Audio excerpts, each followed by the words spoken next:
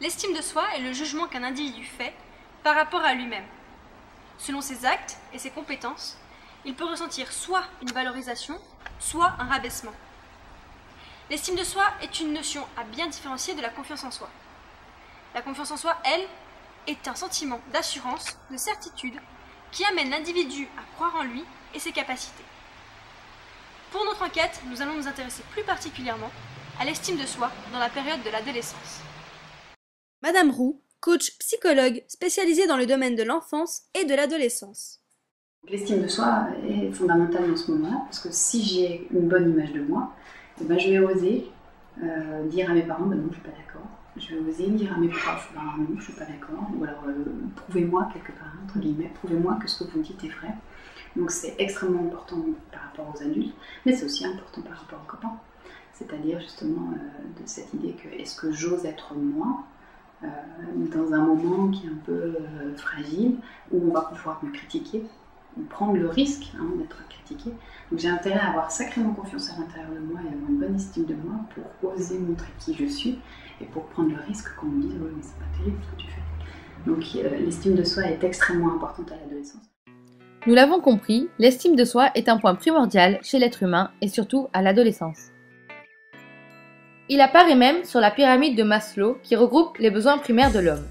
Le premier palier est le palier de base, c'est le besoin physiologique, c'est-à-dire manger, boire, respirer, dormir et se reproduire. Le dernier palier, lui, placé au sommet de la pyramide, représente le besoin de s'accomplir. On voit donc que plus on monte sur la pyramide, plus l'importance du besoin diminue.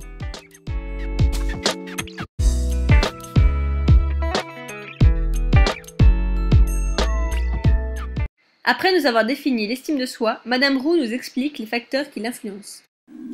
La réussite. On a besoin de réussir pour avoir une bonne image de soi. Pour avoir une bonne confiance en soi, on a besoin de réussir. Parce que je réussis, je peux dire je sais que je sais faire.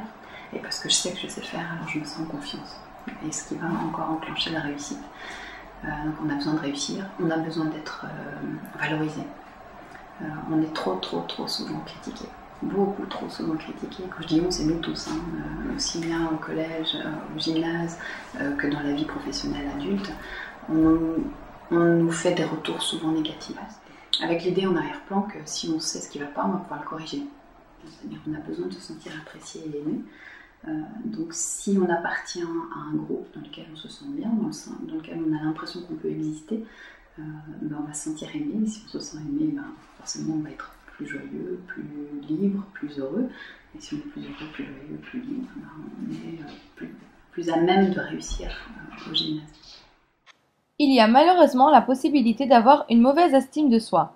Madame Roux nous en expose les conséquences. L'échec, c'est-à-dire si je pense que je n'y arriverai pas, je ne le fais pas, donc je ne peux pas obtenir un bon résultat. Si je pense que je ne peux pas y arriver, je vais peut-être oser le faire quand même, mais avec tellement de réticence que le résultat ne sera pas très bon en retour. Donc les mauvaises estimes de soi, ça amène vraiment soit au sentiment d'échec, soit à l'échec. Ça peut amener au bout du bout, c'est-à-dire si ça dure trop longtemps, à la déprime, voire la dépression. C'est-à-dire si je crois que je n'ai pas d'avenir, parce que je ne suis pas capable de me créer mon avenir, je peux aller très loin dans la dépression.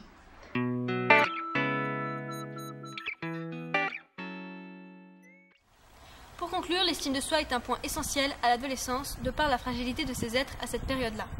Elle peut être un bien comme un mal et parfois mener jusqu'à la dépression ou dans des cas plus extrêmes au suicide. Dans notre prochain épisode, nous parlerons de l'influence des médias.